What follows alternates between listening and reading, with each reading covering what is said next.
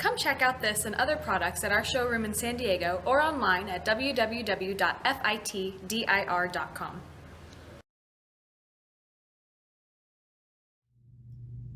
The 5 new features we're going to discuss in this segment are classic mode, resistance curves, waveform tracking, history file, and connectivity.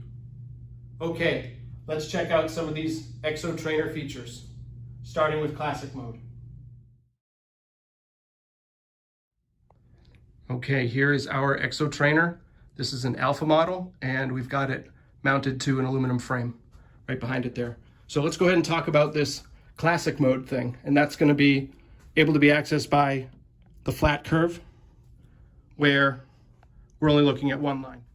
The important thing to remember with classic mode is that the tension in the cable is always going to be consistent through all 4 of your phases.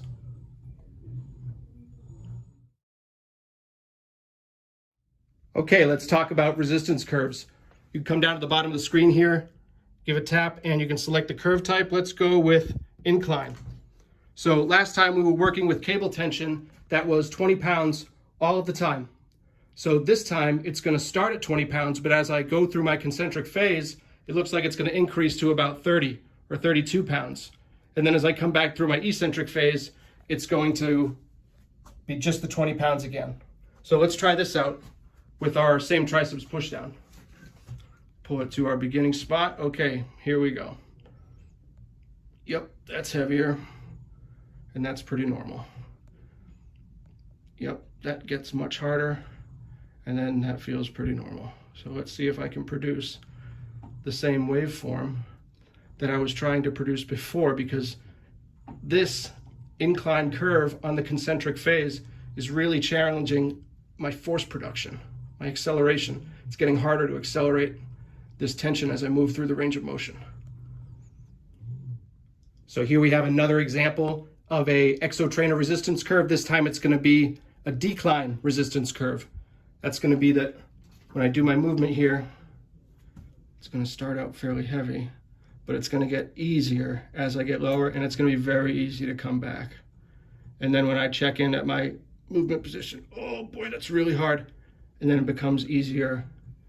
And then I check out for my eccentric, 10-pound eccentric, starting from 30 down to 20 concentric and 10-pound eccentric. Watch what this does to my waveforms if I try to be consistent. Oh boy. I don't know what that was. Okay. Ooh, that's hard. Okay. So another interesting feature about these resistance curves is that you can adjust the specific phase. So the P is for pull phase. That's what we were just using to go from 10 pounds up to 32 pounds over that range of motion there. We could also switch out our release or our eccentric phase and have it be such that it would go from 10 pounds at the beginning, concentric, through 32 pounds at the top, and then immediately switch over to 40 pounds at the beginning of the eccentric and finishing the eccentric at a load of 20. So this would be a very highly dynamic example of a resistance curve. Okay, this time let's use a traditional classic mode flat curve just at 10 pounds, and let's get our Xo monitor running right out of the gate, and let's talk about these waveforms. Waveform tracking with the Xo machine is very easy because as you come up to start your movement, it's going to register where you begin and it's going to register where you end. And then you can start to produce a waveform. And each one of these waveforms describes the quality of your movement through each one of your sets per repetition. So let's start in the isometric long. Let's do a concentric. Let's do an isometric short. And then let's do an eccentric. And now let's try to have this whole repetition cadence happening in 2-second intervals. So like the plain vanilla repetition. So here we go. We'll start it on the next one. Ready? Here we go. Concentric up for 2 seconds, hold for 2 seconds, eccentric for 2 seconds, hold for 2 seconds, concentric for 2 seconds, isometric hold for 2 seconds, eccentric, oh, I was late on that one. Here we go. Here we go. 2, 1, 2, 1. Oh, way too early that time. I guess I don't know how to count it today. But these waveforms can ultimately be saved by the XO history file and recalled and overlapped on top of one another so you can monitor your efficiency over time.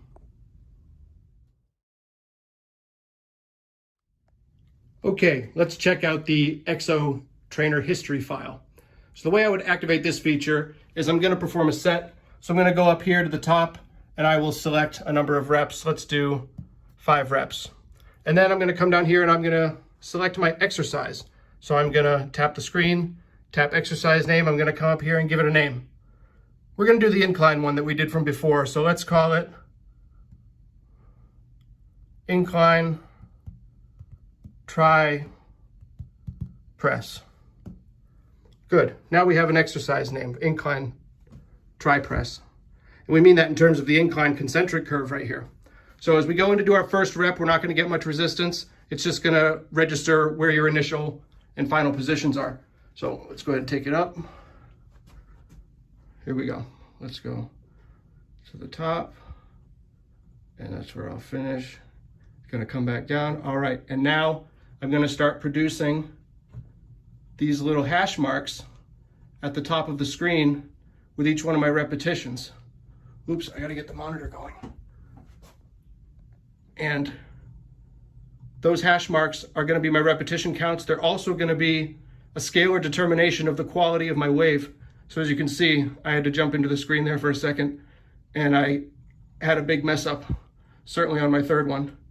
But it automatically saved those 5 repetitions that I did. So now when I come over here, I can say, let's reset cable, and let's just click history.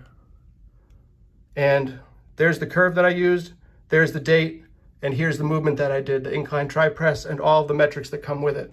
I can select it and say, let's just redo selected and pick right up where I left off next time.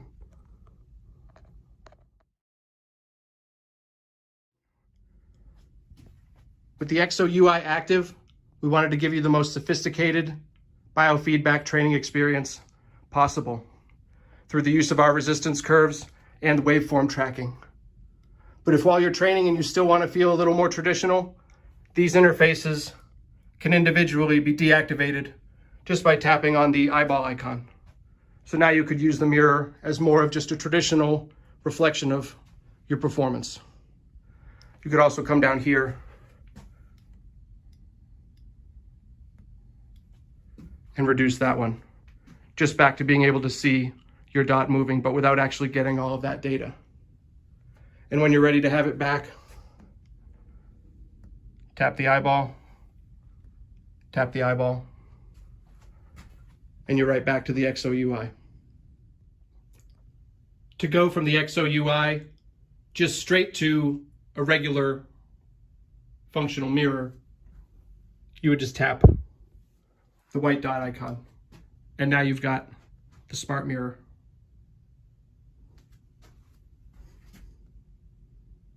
Tap the screen again to reactivate the XO UI.